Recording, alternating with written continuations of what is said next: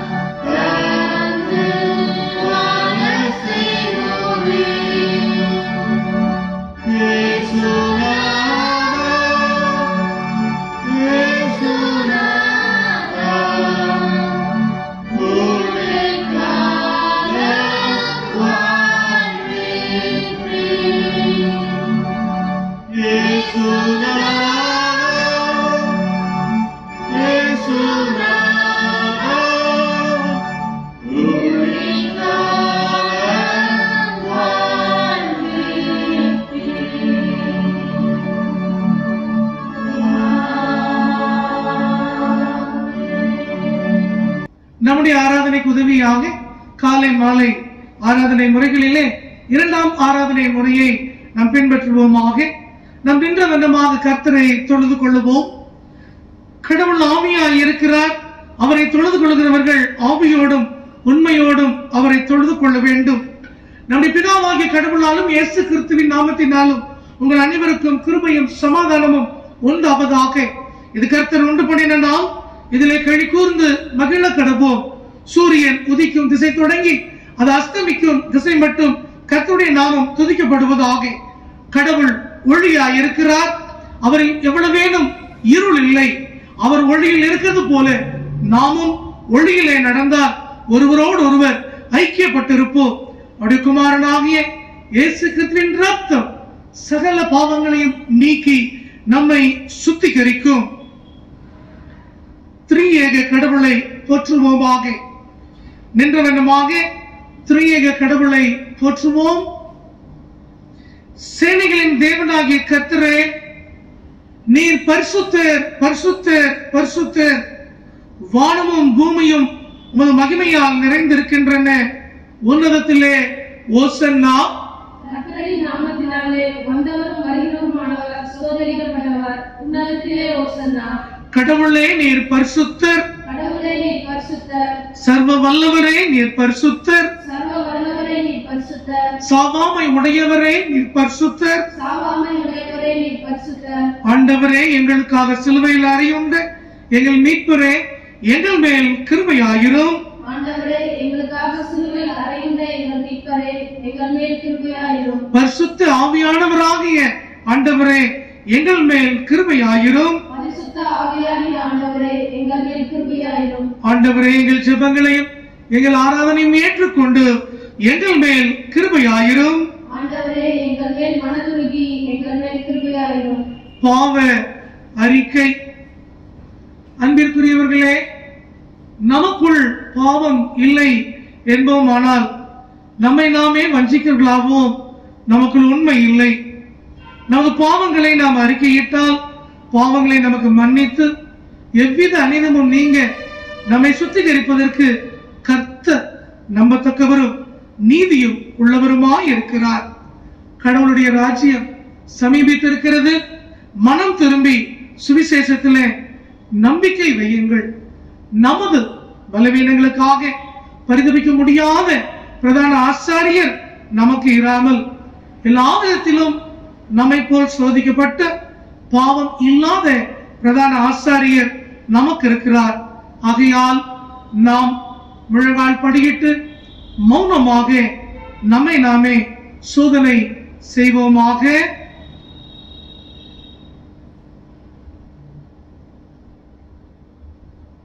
கர்த்தருடைய திரு சமூகத்திலே நம்மை நாம் தாழ்த்தும் முகமாக 7ஆம் பக்கத்தில் உள்ள 2ஆம் பாவ அறிக்கை ஜெபத்தை நாம் எல்லோரும் இணைந்து உணர்ந்து ஏறெடுப்போமாக. பக்கம் 7, 2ஆம் பாவ அறிக்கை ஜெபம். எங்கள் தந்தையாம் கடவுளே, நினைவினால், வார்த்தையினால், செய்கையினால் உமக்கு விரோதமாக பாவம் செய்திருக்கிறோம். முழு மனதோடு நாங்கள் உம்மை நேசிக்கவில்லை. எங்களிடத்தில் நாங்கள் அன்பு கூறுவது போல அயலாரிடத்தில் நாங்கள் அன்பு கூறவில்லை. எங்கள் மேல் இரக்கமாயிருக்க உம்மை வேண்டிக் கொள்கிறோம். எங்கள் பாவ அழுக்கை நீக்கி எங்களை சுத்திகரியும். எங்கள் குற்றங்களை விட்டுவிட எங்களுக்கு உதவி புரியும். எங்கள் ஆண்டவர் இயேசு கிறிஸ்துவின் மூலமாய் வேண்டிக் கொள்கிறோம் பிதாவே. சர்வ வல்லமையும் மிகுந்த இரக்கமுள்ள ஆண்டவர் மன்னிப்பையும் பாவ நிவர்த்தியும் கட்டளையிட்டருளி வாழ்க்கையை சீர்படுத்துவதற்கான காலத்தையும் தம்முடைய பரிசுத்த ஆவியின் கிருபையும் தேற்றுதலையும் தந்தருளுவாராக. ஆமென். ஆண்டவரை துதியுங்கள். அன்பிற்குரியவர்களே, இந்த தருணத்திலே நம்முடைய திருமறை பாடங்களை வாசிக்க கேட்போம். முதலாம் திருமறை பாடத்தை வாசிக்க நாம் கேட்போமாக, ஆயத்தமாவோமாக.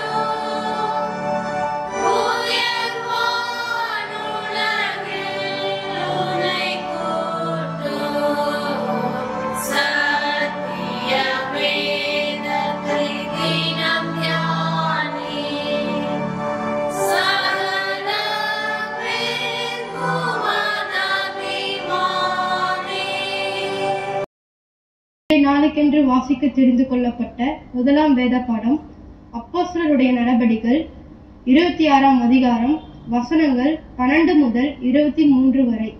அப்போஸ்தலருடைய நடபடிகள் 26ஆம் அதிகாரம் வசனங்கள் 12 முதல் 23 வரை.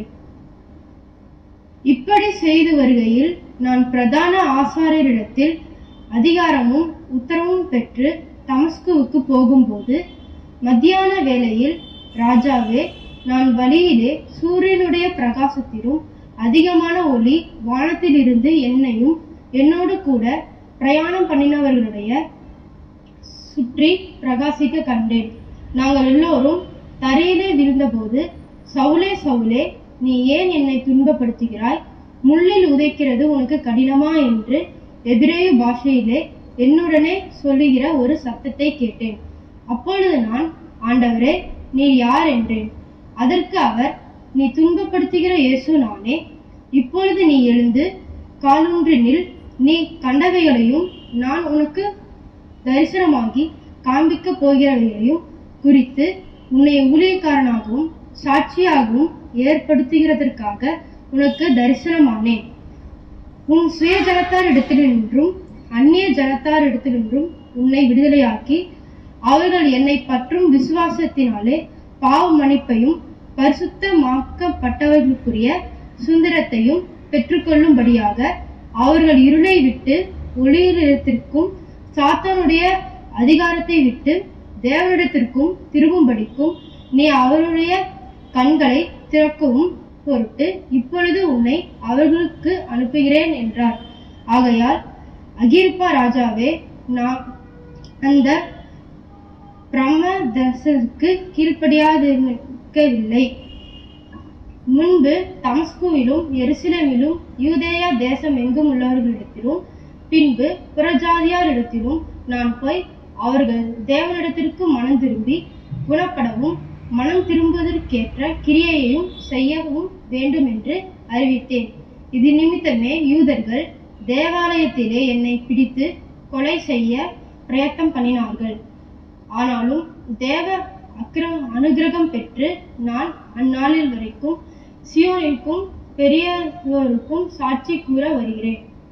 தீர்க்கதரிசிகளும் மோசேயும் முன்னமே சொல்லியிருந்தபடியே கிறிஸ்து பாடுபட வேண்டும் என்றும் மரித்தோர் உயிர்த்தெழுதலில் அவர் முதல்வராகி சுய ஜனத்தாருக்கும் அந்நிய ஜனத்தாருக்கும் ஒளியை வெளிப்படுத்துகிறோம் என்றும் சொல்லுகிறது என்று வேறொன்றையும் நான் சொல்லியிருக்கவில்லை என்றார். வாசிக்கும்படியாக தெரிந்து கொள்ளப்பட்ட முதலாம் வேத பாடம் வாசித்தாயிற்று. கிறிஸ்துவுக்கு மகிமை உண்டாவதாக. வசனங்களை தொடர்ந்து வாசிக்க கேட்கும்படியாக நற்செய்தி பாடத்தை வாசிக்க கேட்போம். நற்செய்தி பாடம் வாசிக்க ஆயத்தமாவோமாக. நம் அனைவரும் எழுந்திருப்போமாக.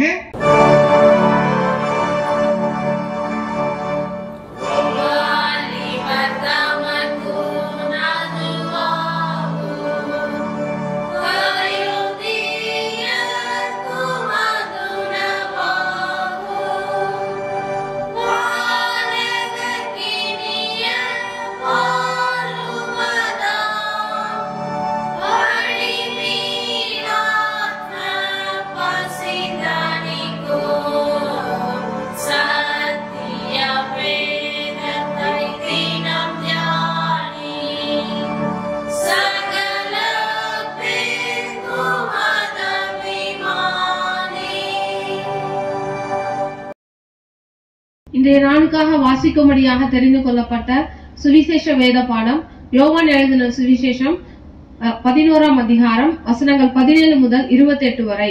யோவான் 11ஆம் அதிகாரம் வசனங்கள் 17 முதல் 28 முடிய. இயேசு வந்தபோது அவன் கல்லறையில் வைக்கப்பட்டு 4 நாளாயிற்று என்று கண்டார். பெத்தானியா ஊர் எருசலேமுக்கு சமீபமாய் ஏறக்குறைய 2 மைல் தூரத்தில் இருந்தது. யூதரில் அநேகர் மார்த்தாள் மரியாள் என்பவர்களுடைய சகோதரனை குறித்து அவர்களுக்கு ஆறுதல் சொல்லும்படி அவர்களிடத்தில் வந்திருந்தார்கள். இயேசு வருகிறார் என்று மார்த்தாள் கேள்விப்பட்ட போது அவருக்கு எதிர்கொண்டு போனாள். மரியாளோ வீட்டில் உட்கார்ந்திருந்தாள். மார்த்தாள் இயேசுவினிடத்தில் வந்து, ஆண்டவரே, நீர் இங்கே இருந்தீரானால் என் சகோதரன் மரிக்க மாட்டான். இப்பொழுதும் நீர் தேவனிடத்தில் கேட்டுக்கொள்வது எதுவோ அதை தேவன் உமக்கு தந்தருள்வார் என்று அறிந்திருக்கிறேன் என்றாள். இயேசு அவளை நோக்கி, உன் சகோதரன் உயிர்த்தெழுந்திருப்பான் என்றார். அதற்கு மார்த்தாள், உயிர்த்தெழுதல் நடக்கும் கடைசி நாளிலே அவனும் உயிர்த்தெழுந்திருப்பான் என்று அறிந்திருக்கிறேன் என்றார். இயேசு அவளை நோக்கி, நானே உயிர்த்தெழுதலும் ஜீவனுமாய் இருக்கிறேன். என்னை விசுவாசிக்கிறவன் மரித்தாலும் பிழைப்பான். உயிரோடு இருந்து என்னை விசுவாசிக்கிறவன் எவனும் என்றென்றைக்கும் மறியாமலும் இருப்பான். இதை விசுவாசிக்கிறாயா என்றார். அதற்கு அவர், ஆம் ஆண்டவரே, நீர் உலகத்தில் வருகிறவரான தேவகுமாரனாகிய கிறிஸ்து என்று நான் விசுவாசிக்கிறேன் என்றாள். இவைகளை சொன்ன பின்பு அவள் போய் தன் சகோதரியாகிய மரியாளை ரகசியமாய் அழைத்து, போதகர் வந்திருக்கிறார், உன்னை அழைக்கிறார் என்றாள். வாசிக்கும்படியாக தெரிந்து கொள்ளப்பட்ட 2ஆம் வேத பாடம் வாசித்தாயிற்று.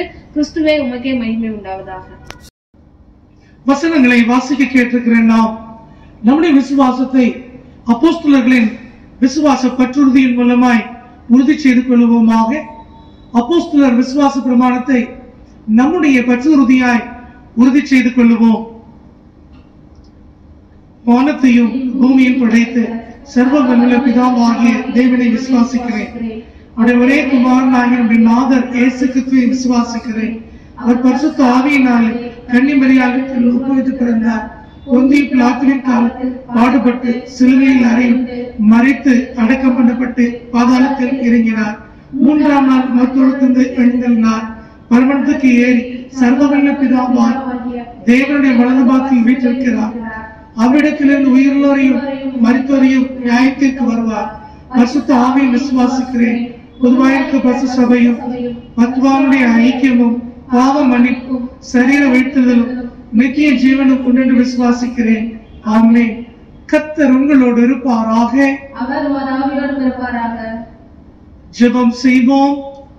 கர்த்தாவே, எங்களுக்கு இரங்கும். பரமண்டலங்களில் இருக்கிற எங்கள் பிதாவே, நாமம் பரிசுத்தப்படுவதாக, ஆட்சியம் வருவதாக, சித்தம் பரலோகத்தில் செய்யப்படுவது போல பூமியிலும் செய்யப்படுவதாக.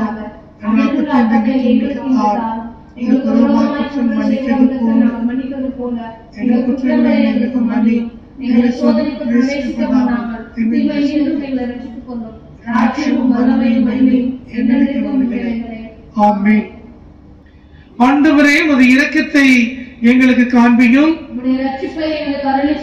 ஆண்டவரே, எங்களை ஆளுபவர்களை வழி நடத்தும். தந்தருளும். உம்முடைய பணிவிடைக்காரருக்கு நீதியை தரிப்பியும். நீர் தெரிந்து கொண்ட ஜனத்தை சந்தோஷப்படுத்தும். ஆண்டவரே உம்முடைய ஜனத்தை ரட்சியும். உம்முடைய சுதந்திரத்தை ஆசீர்வதியும். ஆண்டவரே எங்கள் காலத்திலே சமாதானத்தை தந்தருளும். தேவரீர் அல்லாமல் உலகத்தை ஆள்பவர் வேறு ஒருவரும் இல்லை. கடவுளே எங்கள் இருதயங்களை சுத்திகரியும். உம்முடைய பரிசுத்த ஆவியை எங்களிடத்திலிருந்து எடுத்துக் கொள்ளாதேயும். ஜெபம் செய்வோம். மகா இரக்கமும் அன்பு கிருபையும் நிறைந்த நல்ல ஆண்டவரே, தேவரீர் உலகம் தரக்கூடாத சமாதானத்தை உம்முடைய பிள்ளைகளாக எங்களுக்கு நீர் தரும்படியாக உம்மிடத்திலே நாங்கள் மன்றாடுகின்றோம். ஆண்டவரே, உலகம் எங்கும் பெரும் தொற்று, இரண்டாம் அலை என்று சொல்லக்கூடிய இந்த பேண்டமிக் காலத்திலே நாங்கள் வாழ்ந்து கொண்டிருக்கின்றோம். கர்த்தாவே, எங்களை சுற்றி துன்பங்கள் இருந்தது, துயரங்கள் இருந்தது. ஆனால் தற்போது மரணத்தையும் எதிர்கொள்ளுகின்ற சூழ்நிலையிலே நாங்கள் வாழ்ந்து கொண்டிருக்கின்றோம்.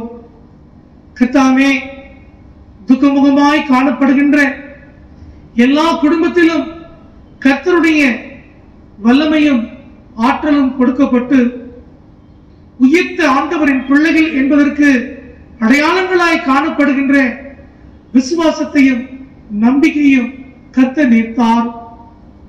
இதோ இப்படிப்பட்ட காலத்தில் தாமே நாங்கள் சோர்ந்து போகாதபடி எங்கள் ஆண்டவர் உயிரோடு இன்றும் இருக்கிறீர் என்கின்ற அந்த நம்பிக்கையிலே, அந்த விசுவாசத்திலே உமக்குள் புதுபலன் அடைய நீர் எங்களுக்கு கிருபைத்தார். விசேஷமாக ஆண்டவரே, இப்படிப்பட்ட காலத்தில் தாமே மருத்துவமனையில் பணியாற்றுகின்றவர்கள், காவல்துறையிலே பணியாற்றுகின்றவர்கள், இன்னும் ஆண்டவரே பொது பணியிடங்களிலே அனுதினமும் ஆண்டவரே போக்கும் வரத்தாய் இருந்து பணி செய்து கொண்டிருக்கக்கூடிய அருமையான மக்கள், தொழில், வியாபாரம் என்ற பல நிலைகளிலே காணப்படுகின்ற மக்கள் எல்லாருக்காக விசேஷமாய் நாங்கள் ஜெபிக்கின்றோம். எந்த குறையும் இல்லாதபடி இருளில் நடமாடும் கொள்ளை நோய்க்கும் நீ பயப்படாதிருப்பாய் என்கின்ற வசனத்தின்படி நாங்கள் கர்த்தருடைய பிள்ளைகள் என்கின்ற அந்த உறுதியிலே உயர்ந்து நிற்கவும், ஆற்றலோடு நிற்கவும், கர்த்தருடைய ஆசீர்வாதத்தோடு இந்த காலங்கள் அனைத்தையும் கடந்து வரவும் கிருபை தார். விசேஷமாக ஆண்டவரே, எங்களுடைய திருச்சபையினுடைய ஒவ்வொரு குடும்பத்திற்காய் நாங்கள் செபிக்கின்றோம். ஒவ்வொரு குடும்பத்திலும் ஆண்டவரே உங்களுடைய பாதுகாப்பு, வயதானவர்கள், சிறு குழந்தைகள் என எல்லாருக்கும், பெண்கள், ஆண்கள், வாலிப தம்பி தங்கைகள் என எல்லாருக்கும் உங்களுடைய கிருபையை நீர் கொடுத்து பாதுகாப்பை அருளும்படியாய் நாங்கள் செபிக்கின்றோம். இதோ இந்த நாளில் தாமே ஆலயத்துக்கு வர முடியவில்லை என்று நாங்கள் சோர்ந்து போகாமல் ஆலய ஆராதனையை இவனமாய் இந்த எலக்ட்ரானிக் கேட்ஜெட்ஸ் மூலமாய் எங்கள் வீடுகளில் அமர்ந்து ஆராதிக்க நீர் தந்தபடி ஆசீர்வாதத்திற்காக, வாலிப தம்பிமார் தங்கைமார் எடுத்துக்கொண்ட இந்த நல்ல முயற்சிகளுக்காக நாங்கள் நன்றி சொல்கிறோம். ஒவ்வொருவரையும் கர்த்தர் ஆசீர்வதிப்பீராக. ஆண்டவரே, இந்த நாளில் இந்த ஆராதனையில பங்கு கொள்கின்ற நாங்கள் இந்த ஆராதனையை பல்வேறு இடங்களில், தூர தேசங்களில் இருந்து பங்கு கொள்கின்ற எல்லாரோடும் கர்த்தர் நீர் உங்களுடைய பிரசன்னத்தை நீர் தந்து உங்களுடைய உயிர்த்தெழுதலின் வல்லமை, ஆற்றலை, கிருபையை முழுமையாக வர்ஷிக்க பண்ணும்படியாய் நாங்கள் செபிக்கின்றோம். ஆண்டவர், உயிர்த்தெழுந்த ஆண்டவரின் பிள்ளைகளாகிய நாங்கள் சோர்ந்து போகின்ற முகமாக இல்லாதபடி எங்கள் தேவன் இந்த உலகத்திலே எங்களுக்காக நானே வழி, சத்தியம், ஜீவன் என சொல்லி எங்களுக்கு வாழ்வின் வழிமுறைகளையும், எங்கள் வாழ்வின் ஆதாரங்களையும், எங்கள் வாழ்வுக்கு ஜீவனையும் கொடுத்து வழிநடத்தி கொண்டிருப்பதற்காய் நன்றி சொல்லுகின்றோம். அதை உணர்ந்து, அறிந்து, புரிந்து இப்படிப்பட்ட காலங்களில் தாமே இன்னமும் அதிகமாய் உமக்கு நேராய் எங்களை ஒருமுகப்படுத்தி, எங்களை ஒடுக்கி இப்படி வல்லமையை பெற்றுக்கொள்ள அருள் தருவீராக. விசேஷமாக சுவாமி, இதோ எங்களுடைய அன்பு பிள்ளைகள், 12ஆம் வகுப்பு படிக்கின்ற பிள்ளைகள் தேர்வு எழுத வேண்டுமோ எழுதக்கூடாதோ என காத்திருக்கிற வேளைகளிலே கர்த்தாவே, அன்பு பிள்ளைகள் ஒரு நல்ல எதிர்காலத்தை பெற்று கல்லூரி வாழ்க்கைக்காக தங்களை பக்குவப்படுத்த ஆயத்தப்படுத்த தேவன் வழிநடத்தும் ஆசீர்வதியும். இதை இந்த நாளில் தாமே எங்கள் தமிழ்நாட்டிலே, கேரளாவிலே, இன்னும் ஆண்டவரே வங்காளத்திலே, இன்னும் அஸ்ஸாமிலே என்று சொல்ல ஏற்படுத்தின இந்த தேர்தலுடைய வாக்கு எண்ணிக்கை நடந்து கொண்டிருக்கிறது சுவாமி. ஆண்டவரே, நீர் விரும்புகின்ற மக்கள் ஆட்சியை பெற்றுக்கொள்ள, உம்மிடத்திலிருந்து அதிகாரத்தை கண்டு கொள்ள, இயேசு கிறிஸ்துவை நேசிக்கின்ற மக்களாய், நேசிக்கிறவர்களை வழிநடத்துகின்ற, அன்பு கூறுகின்ற மக்களாய் ஒரு ஆட்சியை நீர் கொடுக்க மன்றாடுகின்றோம். விசேஷமாய் இந்த வாக்கு எண்ணிக்கைக்காக கடந்து சென்றிருக்கக்கூடிய ஆண்டவரே எல்லா மக்களும் இந்த தொற்று காலத்திலே குறையில்லாமல் பத்திரமாய் வீடு வந்து சேரவும், ஒரு மகிழ்ச்சியின் சமாதானத்தை நாங்கள் எங்களுடைய இந்த காலங்களிலே எங்கள் தமிழ்நாட்டிலே ஆண்டவரை கண்டு உம்மை துதிக்க அருள் தாரும், ஆற்றல் தாரும். தேவன் எங்கள் இந்திய தேசத்தை கண்ணோக்கி பார்ப்பீராக. தேவன் எங்கள் தேர்தல் நடந்த எல்லா மாநிலங்களில் உங்களுடைய அரசாட்சியை தருவீராக. மகிழ்ச்சியாய் சுபிட்சமாய் வாழ ஒரு புது வாழ்வை நீர் தாரும் ஆண்டவரே. விசேஷமாக ஆண்டவரே இந்த புதிய மாதம் ஆண்டவரே வேனில் காலம், பெரும் தொற்று உச்சத்தை அடையும் என்று சொல்லக்கூடிய காலத்திலே பாதுகாப்பாய் இருக்க கர்த்தர் உம்முடைய பிரசன்னத்தை அனுதினம் தார். உம்முடைய நாமத்தை மகிமைப்படுத்த கர்த்தாவே உமக்கு சித்தமானால் மிக விரைவிலே ஆலயத்தில் கூடி உம்மை ஆராதிக்க அருள் தார். எங்கள் போக்கும் வரத்தையும் ஆசீர்வாதமாக்கும். பலவீனங்கள் அனைத்தையும் கர்த்தர் நீர் மாற்றி போடும். புதிய பலன் எல்லாருக்கும் தேவனாகிய கர்த்தர் நீர் அருளுவீராக. துதியும் கனமும் மகிமையும் உமக்கே செலுத்துகிறோம். இரட்சகராகிய இயேசு கிறிஸ்துவின் மூலம் வேண்டிக் கொள்கிறோம் நல்ல பிதாவே, ஆமென். ஆண்டவர்களுடைய ஜெபத்தை கேட்டிருக்கிறபடியினாலே ஆண்டவருக்கு நாம் நன்றி சொல்லுவோமாக. பொதுவான ஸ்தோத்திர ஜெபத்தை நாம் எல்லோரும் இணைந்து ஏறெடுப்போம். சர்வ வல்லமையுள்ள கடவுளே, சர்வ ஜீவ தயாபர பிதாவே, அபாத்திரமான அடியாராக எங்களுக்கு மற்றெல்லாம் மனிதருக்கும் தேவரீர் அருளி செய்த பற்பல கிருபைக்காகவும் அன்புள்ள தயவுக்காகவும் நாங்கள் மிகுந்த தாழ்மையோடு முழு இதயத்தோடு உமக்கு ஸ்தோத்திரம் செலுத்துகிறோம். தேவரீர் எங்களை சிருஷ்டிப்பதற்காகவும் காப்பாற்றுவதற்காகவும் இம்மைக்குரிய எல்லா ஆசீர்வாதங்களுக்காக உம்மை துதிக்கிறோம். விசேஷமாய் எங்கள் ஆண்டவராக இயேசு கிறிஸ்துவின் உலகத்தை மீட்டுக்கொண்ட விலைமதியாத அன்புக்காகவும் கிருபையின் எத்தனைகளுக்காகவும் மைமணிவோம் என்ற நம்பிக்கைக்காகவும் உமக்கு ஸ்தோத்திரம் செலுத்துகிறோம். நாங்கள் உண்மையாய் நன்றியிருந்த இந்துக்களாக இருக்கிறோம். எங்களுக்கு ஊழியத்துக்கு ஒப்பு கொடுத்து எங்கள் வாழ்நாள் எல்லாம் முன்பாக பரிசுத்தமும் நீதியும் உள்ளவர்களாய் நடக்கவும், எங்கள் வாக்கினாலே மாத்திரமல்ல எங்கள் நடக்கையினாலே புகழை பிரஸ்தாபப்படுத்தவும் தேவனே செய்த உபகாரங்கள் எல்லாவற்றை உணர்ந்து கொள்ளும் உணர்வை எங்களுக்கு அருளச் செய்ய வேண்டும் என்று எங்கள் ஆண்டவராக இயேசு கிறிஸ்துவின் மூலமா வேண்டிக் கொள்கிறோம். அவருக்கும் தேவரீருக்கும் பரிசுத்த ஆவிக்கும் எல்லா மேன்மையும் மகிமையும் சதா காலங்களில் உண்டாவதாக. ஆமென்.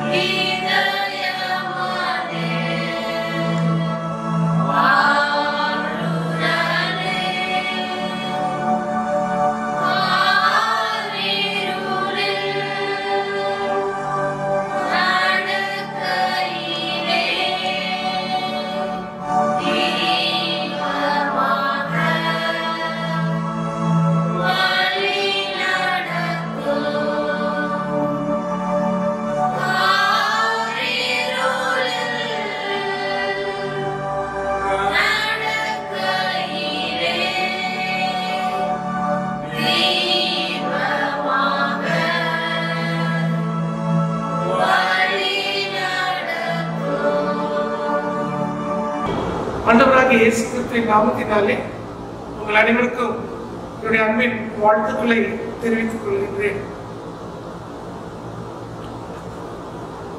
யோவான் 11ஆம் அதிகாரம் 25ஆம் வசனம்.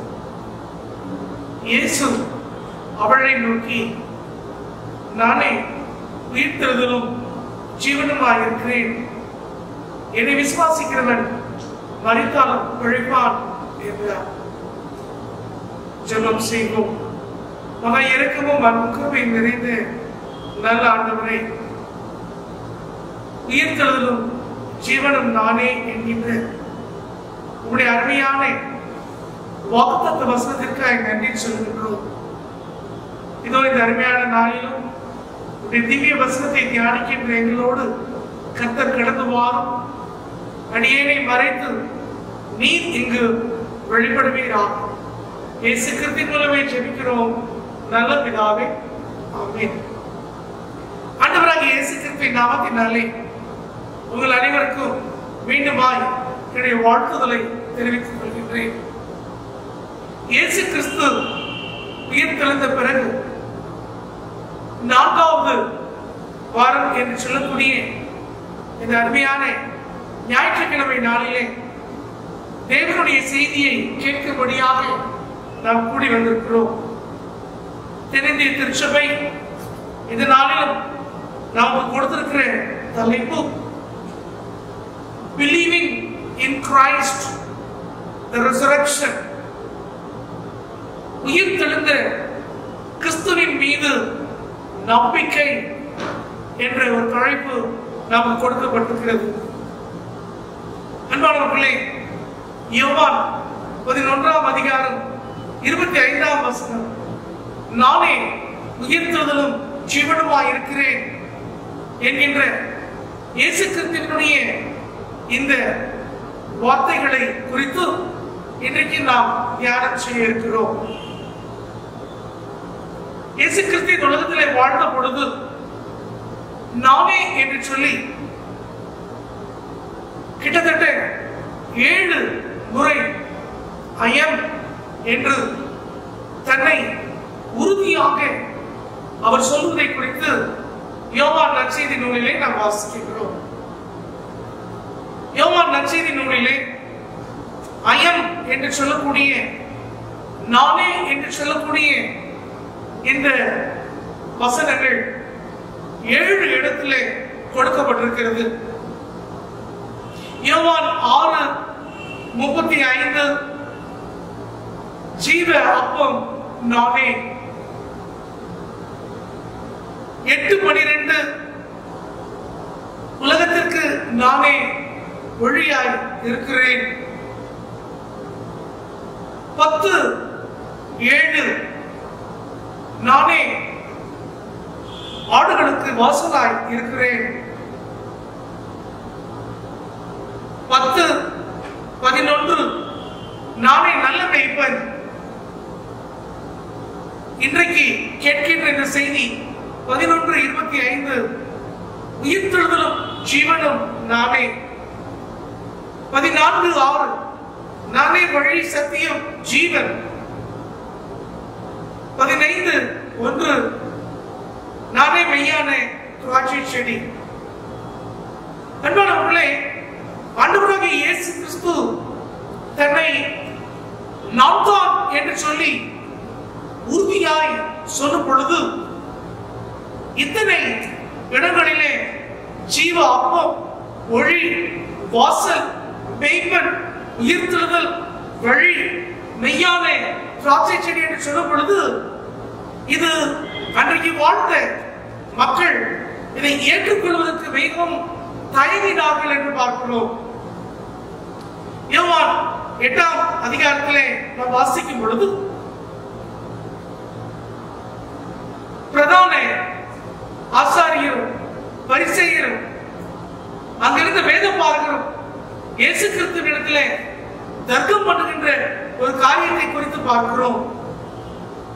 நாங்கள் ஆபிரகாமின் சந்ததியா, நாங்கள் ஆபிரகாம் எங்களுக்கு கற்றுக் கொடுத்த இந்த வழிமுறைகளை நாங்கள் கற்றுக்கொண்டு வருகிறோம். நீர் எங்கே இருந்து வந்தீர்? நீர் தேவதூஷணம் சொல்லுகிறீர் என்று சொல்லி இயேசு கிறிஸ்துவினிடத்திலே ஒரு தர்க்கம் செய்த அந்த நேரத்திலே ஆண்டவராகிய இயேசு கிறிஸ்து சொல்லுகின்ற காரியம், உங்கள் பிதாவாகிய ஆபிரகாமே என்னை குறித்தும் என்னுடைய நாளை குறித்தும் காணுவதற்கு ஆசையா இருந்தால் அவன் என்னை கண்டான் களி கூர்ந்தான் என்று சொல்லி யோவான் 8:56 நாம் வாசிக்கின்றோம். உங்கள் பிதாவாகிய ஆபிரகாம் என்னுடைய நாளை காண ஆசையா இருந்தால் கண்டு களி கூர்ந்தான் என்று இயேசு சொல்வதை பார்க்கிறோம். யூதர்களுக்கு தர்க்கம் பண்ணின அந்த மக்களுக்கு இதை ஏற்றுக்கொள்ள முடியவில்லை. ஆபிரகாம் எங்கள் முற்பிதாக்களில் மூத்தவர், ஆபிரகாம் ஈசாக்கு யாக்கோபு என்கின்ற எங்கள் முற்பிதாக்களில் மூத்தவராகிய ஆபிரகாம் இந்த காலத்தில் வாழக்கூடிய தச்சனின் மகனாகிய உண்மை, நாசரேத்திலிருந்து வந்திருக்கக்கூடிய உண்மை, அவர் எப்படி காண ஆசையா இருந்தார் என்று சொல்லி மிகவும் மூர்க்கமாக கோபமாக அவர்கள் அங்கு நிற்பதை பார்க்கின்றோம். உனக்கு இன்னும் 50 வயசு கூட ஆகலையே, நீ இப்பதான் சின்ன பையன், இப்படி இருக்கும் பொழுது நீ ஆபிரகாமை பார்த்தாயோ என்று கேட்கிறார்கள். அன்பானவர்களே, இயேசு கிறிஸ்து கொடுக்கின்ற ஒரு பதில் ஆச்சரியமா இருக்கிறது. யோவான் 8:58 அதற்கு இயேசு, ஆபிரகாம் உண்டாகிறதற்கு முன்னே நான் இருக்கிறேன் என்று மெய்யாகவே மெய்யாகவே உங்களுக்கு சொல்லுகிறேன் என்றார். Truly and truly I say to you that I am living before that Abraham lived என்று சொல்வதை பார்க்கிறோம்.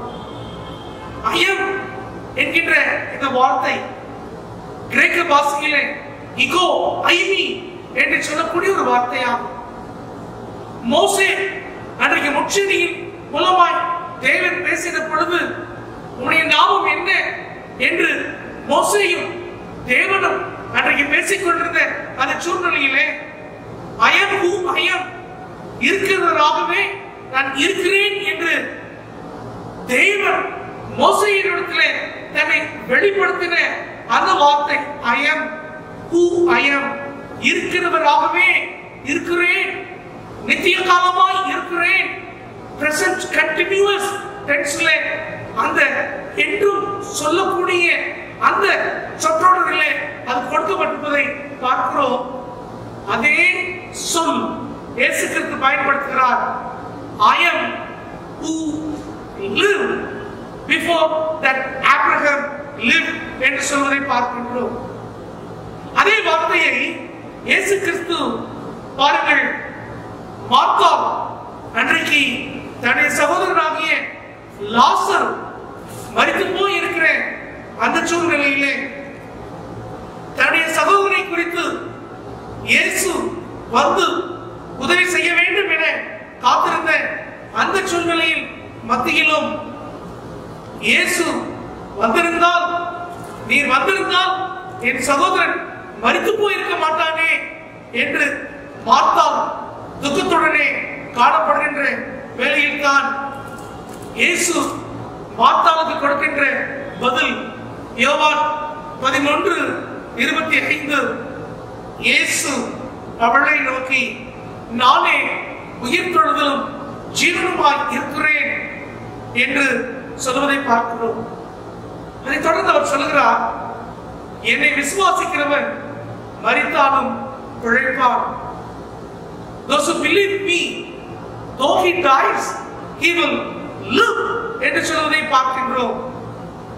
அன்பான தேவனுடைய பிள்ளைகளே, இங்கு நாம் பார்க்கின்றோம்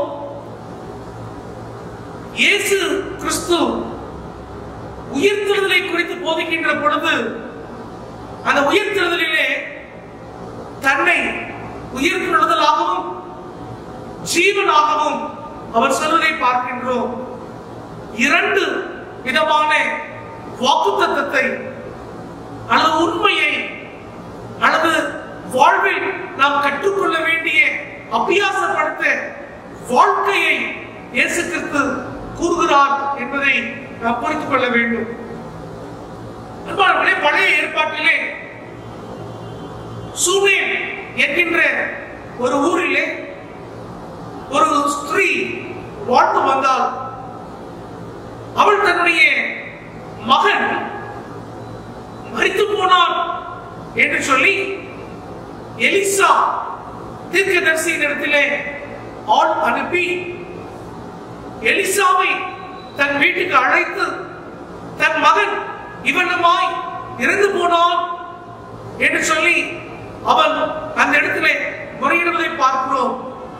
2 ராஜாக்கள் 4வது அதிகாரம் 30வது வசனம். பிள்ளையின் தாயோ நான் உம்மை விடுகிறது இல்லை என்று கர்த்தரின் ஜீவனையும் உம்முடைய ஜீவனையும் கொண்டு சொல்கிறேன் என்றால், அப்பொழுது அவன் எழுந்திருந்து அவள் பின்னே போனான் என்று பார்க்கின்றோம். பாருங்கள், 2 ராஜாக்கள் 4வது அதிகாரத்திலே இந்த சூரேம் என்கின்ற இந்த ஊரில் இருக்கக்கூடிய இந்த ஸ்திரீயின் வீட்டிலே அவளுடைய மகனை அன்றைக்கு இந்த எலிசா தீர்க்கதரிசி உயிரோடு எழுப்பினான் என்று பார்க்கிறோம். அன்பானவர்களே, ஊழியக்காரனாகிய எலிசா துக்கமுகமாய் காணப்படுகின்ற ஒரு ஸ்திரீயின் வீட்டிலே மரணத்தை கண்ட ஒரு பிள்ளையை அல்லது வாலிபனை உயிரோடு எழுப்பி தன்னுடைய ஊழியத்திலே ஒரு அற்புதத்தை, ஒரு புது வாழ்வை இந்த குடும்பத்திற்கு கொடுக்கிறார் என்று பார்க்கிறோம். திருச்சபையும் இன்னைக்கு செய்ய வேண்டிய ஊழியம் இதுதான். திருச்சபை மக்களாகிய நீங்களும் நான் இன்றைக்கு வாழ்க்கையிலே இழந்து போனவர்கள், துக்கத்தோடு இருப்பவர்கள், அல்லது முழுவதுமான துயரத்தை அனுபவித்தவர்களுடைய வாழ்க்கையிலே ஒரு புத்துயிரை கொடுப்பதற்காக இந்த எலிசா பயன்படுத்தப்பட்டதை போல இன்னைக்கு திருச்சபை இந்த பேண்டமிக் பெருந்தொற்று என்று சொல்லக்கூடிய காலத்திலே உபயோகமாய் இருக்க வேண்டும். திருச்சபை தன் பணியை சீர்தூக்கி பார்க்கின்ற காலம் இந்த காலமாகும். அன்பானவர்களே, இன்னைக்கு வாசிக்க கேட்ட முதல் வேத பாடம், அப்போஸ்தலனாகிய பவுல் அன்றைக்கு அகிரிப்பா என்னும் ராஜாவுக்கு முன்பாக அவர் நிற்கும் பொழுது அந்த ராஜா பவுலை நோக்கி, நீ உனக்காக பேசு, நீ என்ன சொல்ல விரும்புகின்றாய் என்று கேட்ட பொழுது அன்றைக்கு அகிரிப்பா ராஜாவின் முன்பதாக பவுல் பேசின காரியங்களை குறித்து வேத பாடமாக இன்னைக்கு வாசிக்க கேட்போம். பவுல் தன் வாழ்க்கையிலே சவுலாக இருந்த அவனுடைய வாழ்க்கை மாற்றப்பட்டு யாருக்கு விரோதமாய் அவன் கடிதம் வாங்கி அவர்களை எல்லாம் துரோகம் செய்ய வேண்டும் அல்லது கொலை செய்ய வேண்டும் என்று நினைத்து சென்றானோ அது முற்றிலுமாய் மாறி அவன் தன் வாழ்க்கையினுடைய காலங்களிலே எவ்வளவாய் அவன் முன்னேறினானோ அதற்கு மாறாக அவைகள் அனைத்தும் இந்த உலகத்திலே தேவையற்றது என உணர்ந்து ஆண்டவருக்காக பேசுகிறவனாக இந்த இயேசு கிறிஸ்துவை வழிபடுகின்ற மக்களை கொலை செய்ய வேண்டும் என்று விரும்பினவன் கிறிஸ்துவை பின்பற்றுகின்ற விசுவாசிக்கின்ற மக்களுக்காக பேசுகிற மனிதனாய் மாறினான் என்று பார்க்கிறோம். அதை சாட்சியாக பவுல் அன்றைக்கு அகிரிப்பா ராஜாவுக்கு முன்பதாக அவன் இந்த காரியத்தை குறித்து தைரியமாய் பேசுவதை குறித்து நாம் பார்க்கிறோம். அப்போஸ்தலர் நடவடிக்கைகளின் புஸ்தகம் 26ஆம் அதிகாரம் அங்கு பவுல் சொல்லுகின்ற காரியம் 25ஆம் வசனம். அதற்கு அவன், கனம் பொருந்திய கிறிஸ்துவே, நான் பைத்தியக்காரன் அல்ல, சத்தியமும் சொஸ்த புத்தியும் உள்ள வார்த்தைகளை பேசுகிறேன். இந்த சகதிகளை ராஜா அறிந்திருக்கிறார். ஆகையால் தைரியமாய் அவருக்கு முன்பாக பேசுகிறேன். இவர்களில் ஒன்றும் அவருக்கு மறைவானது அல்ல என்று எண்ணுகிறேன். இது ஒரு மூலையில் நடந்த காரியம் அல்ல. அகிரிப்பா ராஜாவே, தீர்க்கதரிசிகளை விசுவாசிக்கிறீரா என்று அகிரிப்பா ராஜாவின் முன்பதாகவே கேள்வி கேட்கின்ற மனிதனாய் பவுல் அது நின்றார் என்று பார்க்கிறோம்.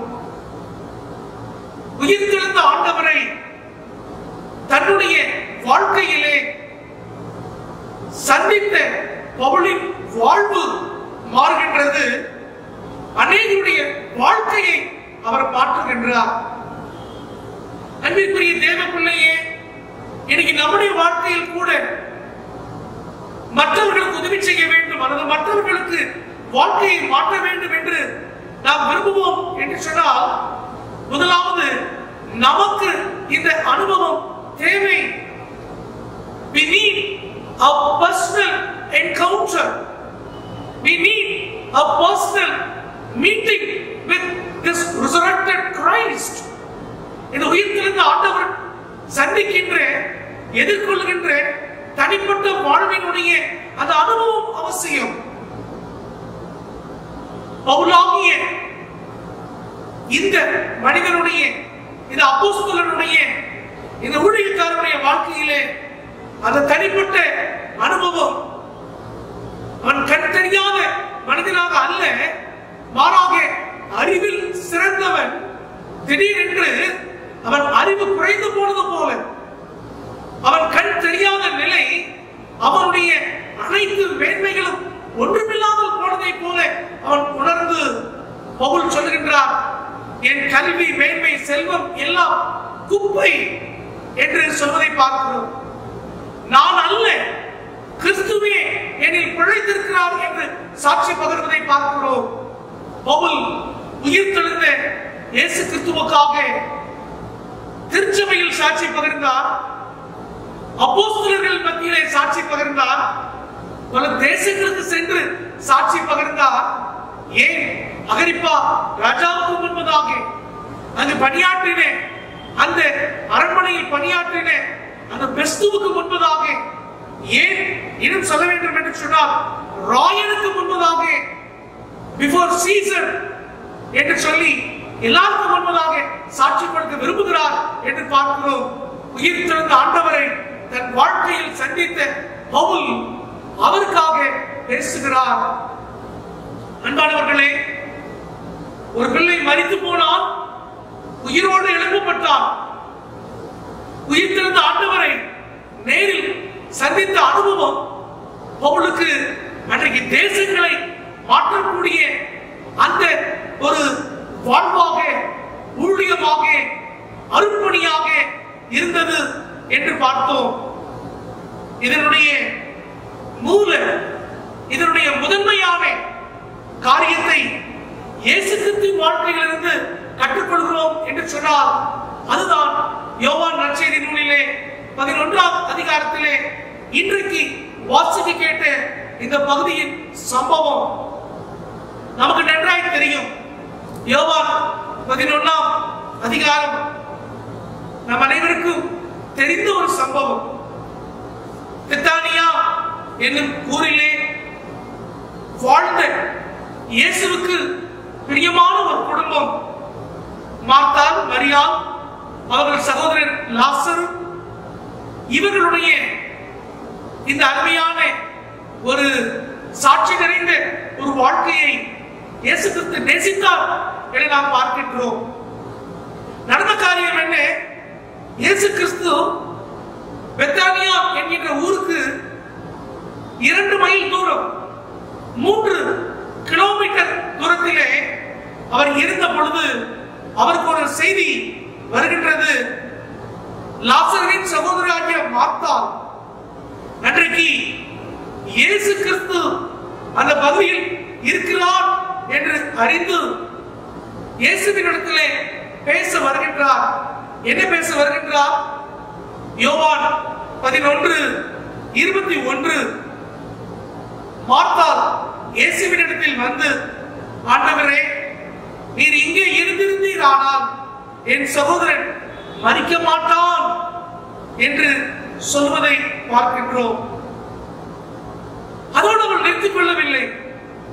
இயேசுவினிடத்தில் இந்த மார்த்தா பேசுகின்ற காரியம் 22வது வசனம், இப்பொழுதும் நீ தேவனிடத்தில் கேட்டுக்கொள்வது எதுவோ அதை தேவன் உமக்கு தந்தருவார் என்று அறிந்திருக்கிறேன் என்று சொல்வதை பார்க்கின்றோம். இயேசு பிரதியுத்தரமாக பதில் கொடுக்கின்றார். இயேசு அவளை நோக்கி, உன் சகோதரன் உயிர்த்தெழுந்திருப்பார், your brother will be resurrected என்று சொல்வதை பார்க்கின்றோம். அன்பானவர்களே, இந்த சபாஷினியை குறித்து நாம் மிகவும் சாதாரண காரியமாய் எண்ணிவிட வேண்டாம். நம்முடைய கிறிஸ்தவ வாழ்க்கையினுடைய நம்பிக்கையின் சாரம் உயிர்த்தெழுதல் என்பதாகும். அதை குறித்து இயேசு விவரிக்கின்ற, அதை குறித்து இயேசு பேசுகின்ற, அதை குறித்து இயேசு சொல்லுகின்ற இந்த காரியத்தை குறித்து அறிந்து கொள்வோமாக. பாருங்கள், மார்த்தா இயேசுவை தேடி வருகிறார். தன் சகோதரனுக்கு வாழ்வு கிடைக்க வேண்டும் என வருகிறார். நீ பிதாவினிடத்தில் கேட்டது நடக்கும் என அவர் சொல்வதை பார்க்கின்றோம்.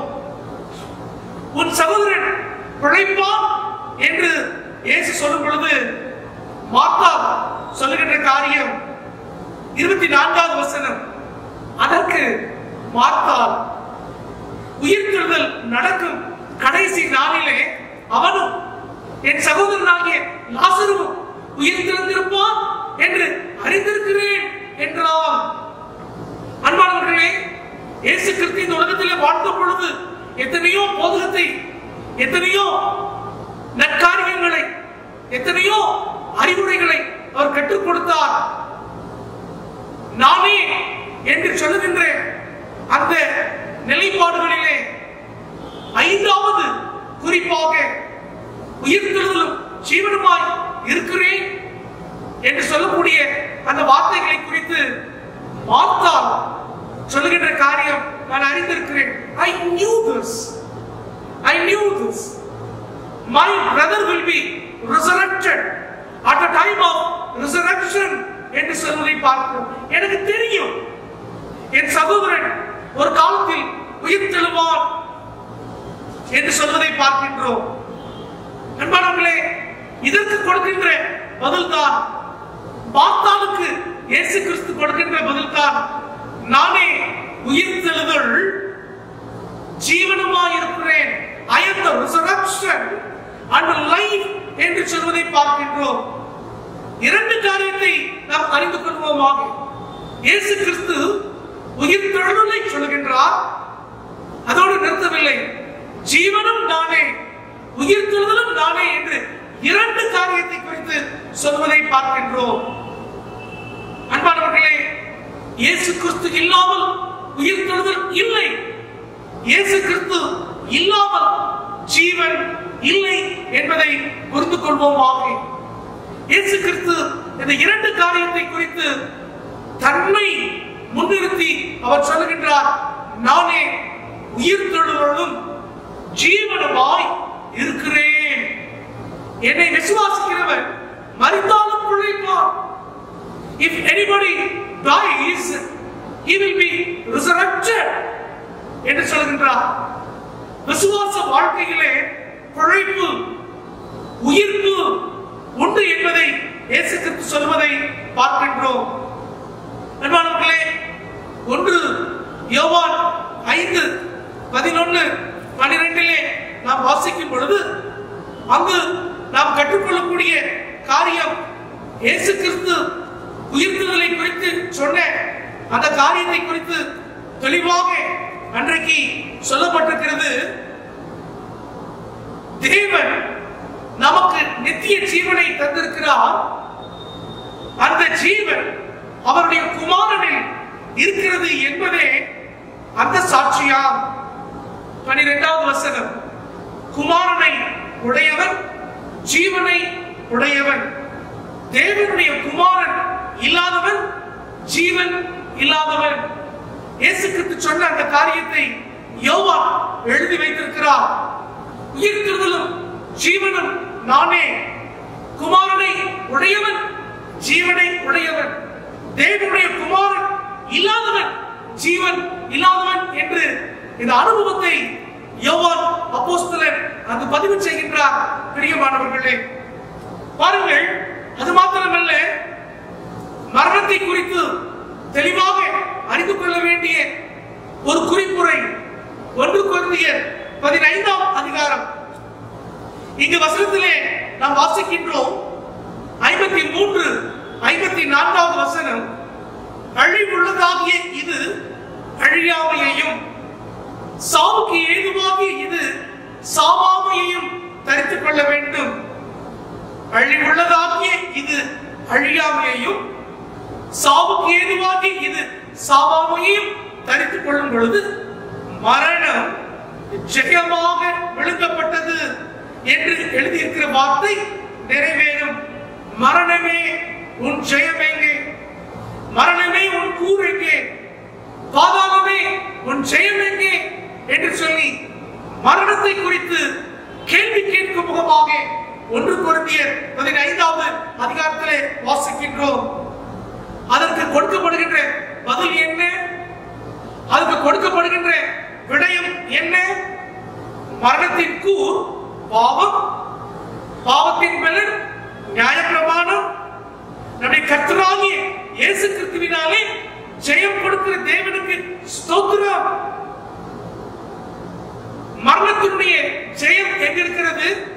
மரணத்திற்கு ஜெயம் இல்லை, மாறாக வாழ்வுக்கு ஜெயம் இருக்கிறது, ஜீவனுக்கு ஜெயம் இருக்கிறது.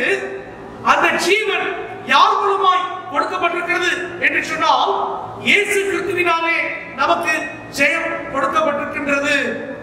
அன்பான தேவஜனமே, இயேசு கிறிஸ்து மரணத்தை வெற்றி கொள்ளுகின்ற ஆண்டவர் என்று சொல்லி மரணத்திற்கு பிறகு ஒரு வாழ்வு உண்டு என்பதை குறித்து அந்த மரணத்தினுடைய உயிர்த்தெழுதல் தானே என்று சொல்லி இங்கு கற்றுக் கொடுப்பதை பார்க்கின்றோம். அன்பான தேவனுடைய பிள்ளைகளே, இந்த மரணம் என்பது லாசருவின் வாழ்க்கையிலே பார்க்கும் பொழுது அந்த லாசருவினுடைய சகோதரி சொல்லுகின்ற காரியம் என்னவென்று சொன்னால், இந்த சகோதரன் அன்றைக்கு மரித்து போன அந்த செய்தியை சொன்ன பிறகும் இயேசு கிறிஸ்து உடனடியாக வரவில்லை, மாறாக இன்னமும் 2 நாள் தாமதிக்கிறார் என்று பார்க்கின்றோம்.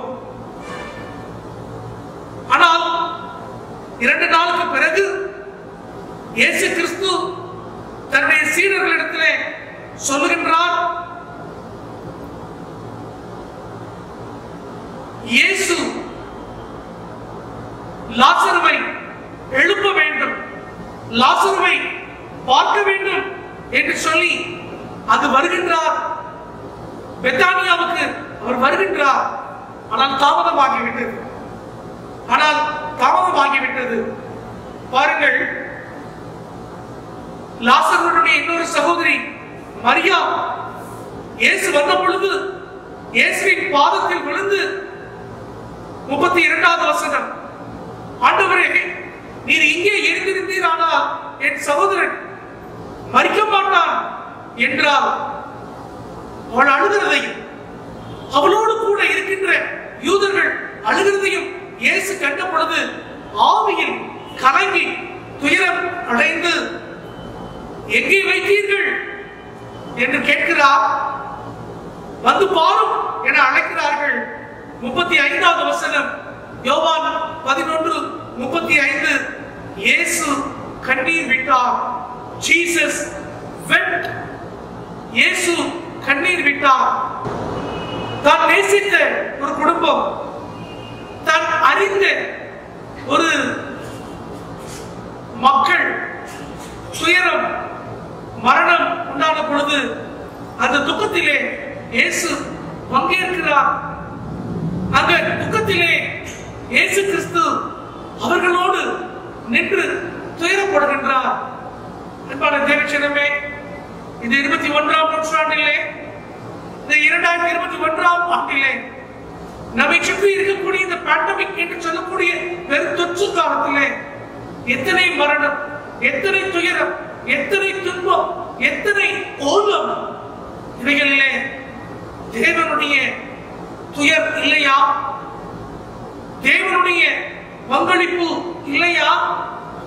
பிரியமானவர்களே, இந்த உலகத்தை ரட்சிக்கும்படியாக வந்த இயேசு இந்த உலகத்தை முழுவதுமாய் பரிபூர்ணப்படுத்த வந்த இயேசு இந்த உலகத்தில் உண்டாகக்கூடிய இந்த துன்பங்கள் அனைத்தையும் அறிந்தவராக அவரும் நம்மோடு கூட துக்கப்படுகிறார் என்பதை அறிந்து கொள்வீர்களாக.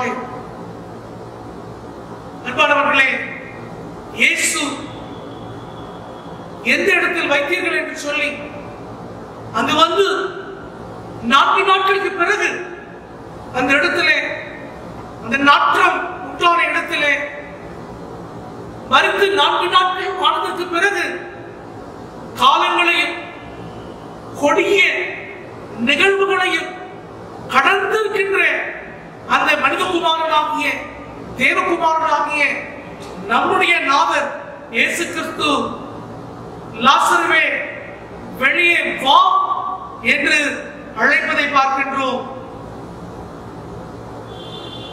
44வது வசனம், மரித்தவன் வெளியே வந்தான், அவன் கால்களும் கைகளும் பிரேத சேலைகளினால் கட்டப்பட்டிருந்தது, அவன் முகம் சீலையால் சுற்றப்பட்டிருந்தது.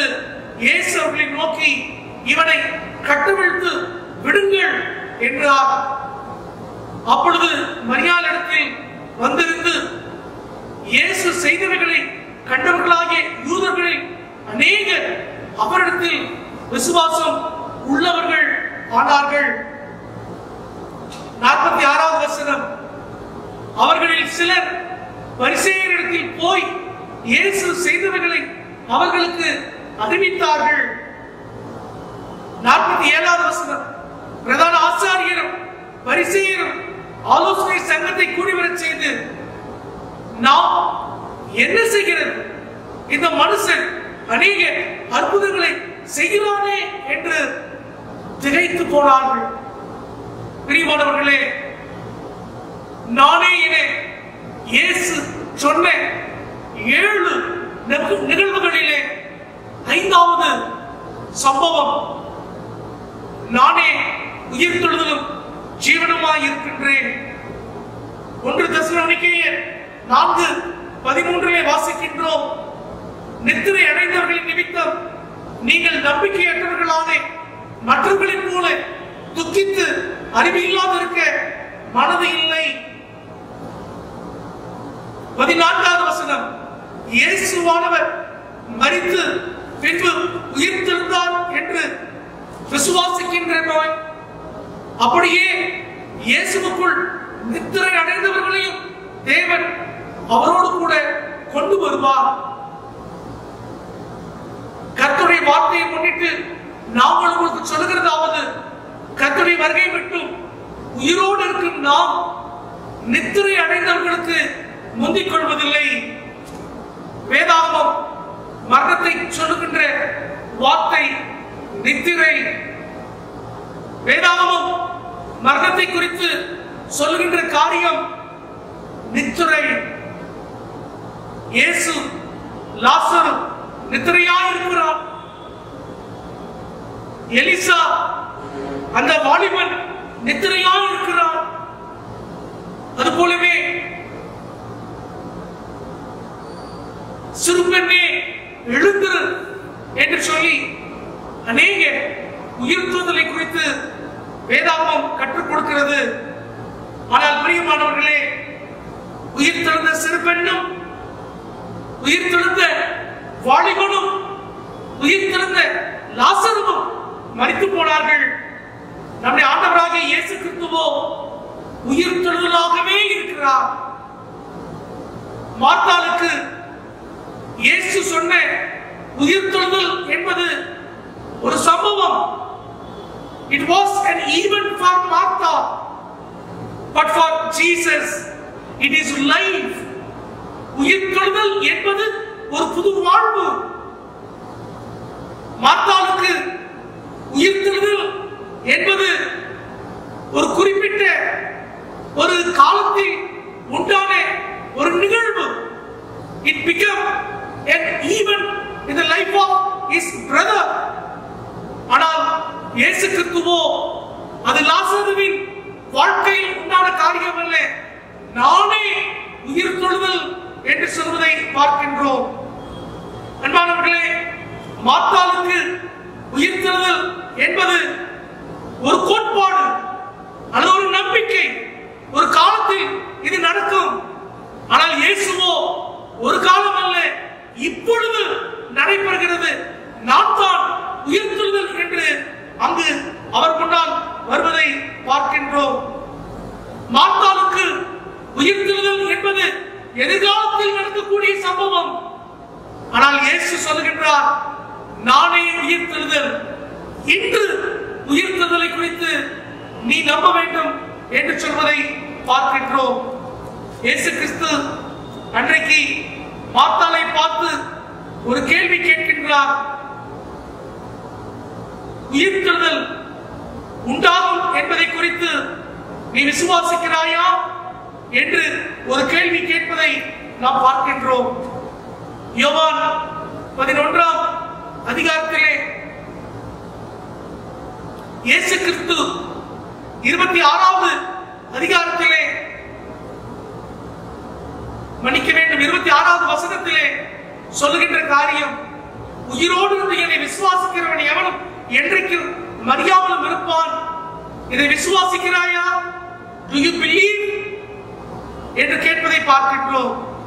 மார்த்தாள் பதில் சொல்கிறார், ஆண்டவரே, நீர் உலகத்தில் வருகிறவரான தேவகுமாரனாகிய கிறிஸ்து என்று நான் விசுவாசிக்கின்றேன். I believe that you are Christ, that you have come into this world to give life என்று சொல்வதை பார்க்கின்றோம். பிரியமான தேவஜனமே, கிறிஸ்து உயிர்த்தெழுந்தார் என்று அவரை நம்புகின்ற வாழ்வு திருச்சபைக்கு அழைப்பாய் கொடுக்கப்படவில்லை. மாறாக உயிர்த்தெழுதலாகிய கிறிஸ்துவை நம்புவதை நாம் அழைப்பாய் பெற்றிருக்கின்றோம். Resurrection itself is Christ. I am the resurrection and life என்று சொல்கின்ற ஆண்டவர், உயிர்த்தெழுதலும் ஜீவனும் நானே என்று சொல்கின்ற ஆண்டவரிலே இன்றைக்கு நம் வாழ்வு இருக்க வேண்டும். நம்முடைய நம்பிக்கையாகிய உயிர்த்தெழுதல் இருக்க வேண்டும். பிரியமான தேவஜனமே, இந்த பெருந்தொற்று காலத்திலே நம்மை சுற்றி வாழ்வு இழந்து போய் இருக்கின்ற மக்களின் மத்தியிலே உயிர்த்தெழுதலுக்கு சான்றுகளாய் காணப்படுகின்ற திருச்சபையாய் ஊழியர்களாய் உணர்ந்த மாற்றமடைந்த மக்களாய் வாழ நாம் அழைக்கப்படுகின்றோம். அப்படிப்பட்ட வாழ்வு உங்களுக்கும் எனக்கும் நம்பிக்கையற்ற இந்த காலத்திலே நம்பிக்கையாய் காணப்பட கர்த்தர் உங்களை வழி நடத்துவாராக.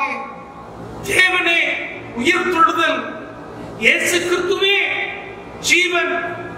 அது ஒரு காலத்தில் உண்டாகக்கூடிய காரியம் அல்ல, இன்று நம்மிடத்திலே செயல்படுகின்ற செயல், இன்று நம்மிடத்திலே கொடுக்கப்படுகின்ற வாழ்வு, இன்றைக்கு நம்மிடத்திலே கொடுக்கப்படக்கூடிய ஒரு சாட்சி நம்பிக்கை இயேசு கிறிஸ்து ஆகும். அப்படிப்பட்ட நம்பிக்கையிலே வாழ்வோமாக, வளர்ப்போமாக, பிறருக்கு வாழ்வு கொடுப்போமாக. கர்த்தர் தாமே இந்த திருவசனங்களை நமக்கு ஆசீர்வாதமாக்கி கொடுப்பாராக. ஆமென். சபையாருக்கு அறிவிக்க வேண்டிய பொதுவான அறிவிப்புகள். ஆண்டவராகிய இயேசு கிறிஸ்துவின் நாமத்தினாலே உங்கள் அனைவரையும் வாழ்த்துகின்றோம். கர்த்தர் உங்களை ஆசீர்வதிப்பாராக. அன்பிற்குரியவர்களே, அரசாங்கம் நமக்கு கொடுத்திருக்கக்கூடிய விதிமுறைகளின்படி நாம் இந்த ஆராதனையை எல்லோரும் ஆராதிக்கக்கூடிய பொதுவான ஆராதனை முறையாக ஆலயத்திலே ஆராதிக்க முடியாத நிலையில் நாம் இருக்கிறோம். ஆகவே சற்று பொறுத்துக் கொள்ளுங்கள். மீண்டும் அறிவிப்பு வரும் பொழுது நாம் எல்லோரும் ஆலயத்திலே கூடி ஆராதிக்க இருக்கின்றோம். ஆனாலும் இப்படிப்பட்ட இந்த ஆராதனை காலங்களிலே விசேஷமாய் நீங்கள் உங்களுடைய காணிக்கைகளை இந்த ஆராதனை நேரத்திலே உங்கள் வீடுகளிலே நீங்கள் எடுத்து வைத்து நீங்கள் மீண்டும் ஆலயத்திற்கு வரும் பொழுது கொண்டு வந்து படைக்கலாம். அல்லது இதோ பகல் நேரத்திலே ஆலயத்திலே வைக்கப்பட்டிருக்கக்கூடிய இந்த காணிக்கை பெட்டி, சந்தா அட்டை பெட்டியும் இருக்கிறது, காணிக்கை பெட்டியும் இருக்கிறது. நீங்கள் எப்பொழுது வந்தாலும் உங்கள் காணிக்கைகளை இங்கே நீங்கள் செலுத்தி செல்லும்படி அன்போடு கேட்டுக்கொள்கின்றேன். ஒரே ஒரு விண்ணப்பத்தை உங்கள் மத்தியிலே வைக்க விரும்புகின்றேன். அன்பானவர்களே, காலையிலே 9 மணியிலிருந்து 12 மணி வரை பகல் நேரத்திலே ஆலயம் திறக்கப்பட்டிருக்கும். முன்கதவு அல்ல, பக்க கதவு வழியாக நீங்கள் வந்து ஆலயத்திலே ஜெபிக்கலாம். ஒருவேளை அதற்கு முன்பதாக நீங்கள் வர வேண்டும் என்று சொன்னால் என்னை நீங்கள் தொலைபேசியிலே அல்லது நேரிலே எனக்கு நீங்கள் சொல்லீர்கள் என்று சொன்னால் உங்களுக்காக ஆலய கதவுகளை திறந்து வைத்திருக்கிறோம். ஏனென்று சொன்னால் அரசாங்கம் நமக்கு கொடுத்திருக்கக்கூடிய வழிமுறைகளை கண்டிப்பாக நாம் பின்பற்ற வேண்டிய அவசியம் இருக்கிறது. காலை 9 மணியிலிருந்து 12 மணி வரை ஆலயத்தினுடைய பக்க கதவுகள் திறந்திருக்கும். நீங்கள் வரலாம், காணிக்கை படைக்கலாம். மாலை நேரத்திலே 6 மணியிலிருந்து 8 மணி வரை முன்பக்க கதவு திறந்திருக்கும். ஆலயத்துக்கு நீங்கள் வரலாம், ஜெபித்து கடந்து செல்லலாம். கர்த்தர் உங்களை அவனமாக வழி நடத்துவாராக. அன்பிற்குரியவர்களே, அது மாத்திரமல்ல, இந்த காலங்களில் அரசாங்கம் தந்திருக்கக்கூடிய விதிமுறைகளை கண்டிப்பாக நாம் பின்பற்றுவோம். நீங்கள் உங்கள் வீடுகளிலே கண்டிப்பாக சமூக இடைவெளி, இந்த சானிடைசிங் செய்யக்கூடிய காரியங்கள், மாஸ்க் அணிந்து கொள்கின்ற காரியங்களை நீங்கள் பயன்படுத்தி பத்திரமாக இருக்க, பாதுகாப்பாக இருக்க உங்களை நாங்கள் அன்போடு கேட்டுக்கொள்கிறோம். ஏதாவது அவசர உதவிகள், தேவைகள் உங்களுக்கு இருக்குமானால் நீங்கள் எங்களை தொடர்பு கொள்ளலாம். உங்களுக்கு உதவும்படியாய் நாங்கள் காத்திருக்கின்றோம். கர்த்தர் உங்களை ஆசீர்வதிப்பாராக. இந்த வாரத்திலே பிறந்த நாட்களையும் திருமண நாட்களையும் நினைவு கூறுகின்ற மக்கள் அனைவரையும் நாங்கள் வாழ்த்துகின்றோம். கர்த்தர் உங்களை என்றென்றும் ஆசீர்வதிப்பாராக. ஆமென். தொடர்ந்து நம்மையும் நமது காணிக்கைகளையும் அர்ப்பணம் செய்யும் முகமாக கீர்த்தனையிலிருந்து 178வது பாடல், என் மீட்பர் உயிரோடு இருக்கையிலே எனக்கு என்ன குறை உண்டு சொல் மனமே என்ற பாடலை பாடுவோம். கீர்த்தனை 178.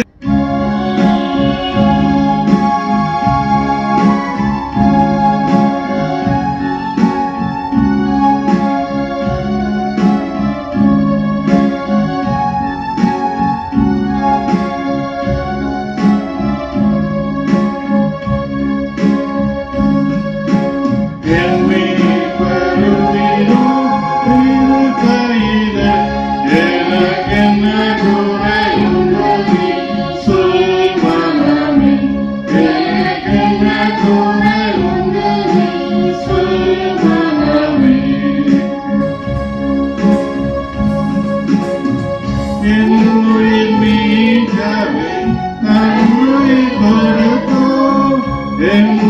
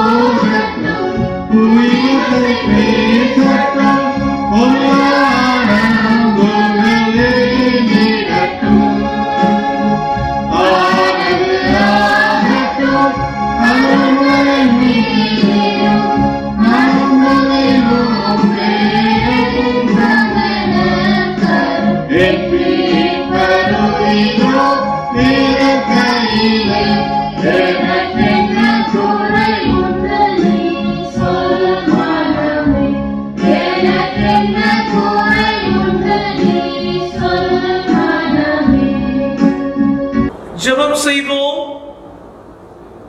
மகா இரக்கமும் அன்பு கிருபையும் நிறைந்த நல்ல ஆண்டவரே, நானே வழி சத்தியம் ஜீவன் என சொல்லி எங்களுக்காக இந்த உலகத்திலே ஜீவ வழி ஆதாரம் என்று சொல்லி எங்களுக்கு கற்றுக் கொடுத்த எங்கள் தெய்வமே நன்றியோடு நாங்கள் துதிக்கிறோம், வாழ்த்துகிறோம், வணங்குகிறோம், போற்றுகின்றோம்.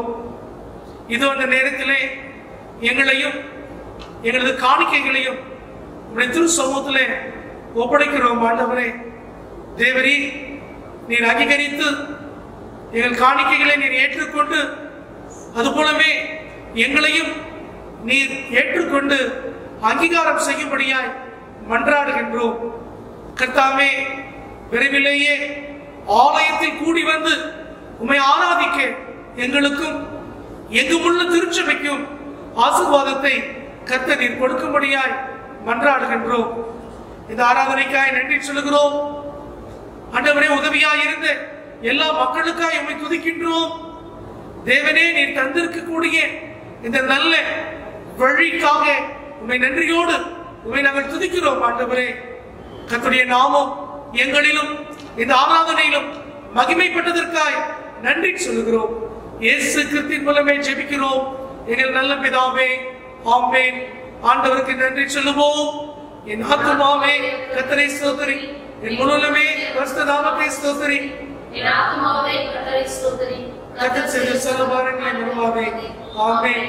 ஆண்டவராய் இருக்கிற இயேசு கிறிஸ்துவின் கிருபை, பிதாவாகிய தேவனின் அன்பு, தூய ஆவியானவருடைய ஆளுகை நம் அனைவரோடு கூட என்றும் என்றும் சதா காலமும் நீடித்து நிலைத்திருப்பதாக.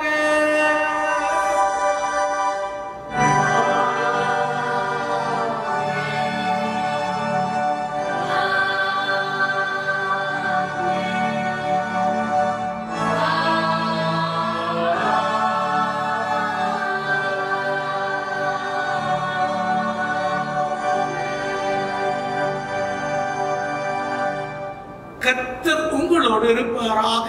அவர் உமது ஆவியோடு இருப்பாராக. நாம் சமாதானத்தோடு சென்று வர கடவோம். கர்த்தருடைய நாமத்தினாலே ஆமென். அன்பானவர்களே, இந்த ஆராதனையினுடைய நிறைவு பாடம் கீர்த்தனையிலிருந்து 387 2ஆம் பாடலை பாடுவோம். கீர்த்தனை 382. எந்த காலத்திலும் எந்த நேரத்திலும் நன்றியால் உம்மை நான் துதிப்பேன் என்ற பாடலை பாடுவோம். சரணங்கள் 1, 2, 3, 10. 1, 2, 3, 10. எந்த காலத்திலும் எந்த நேரத்திலும் நன்றியால் உம்மை நான் துதிப்பேன்.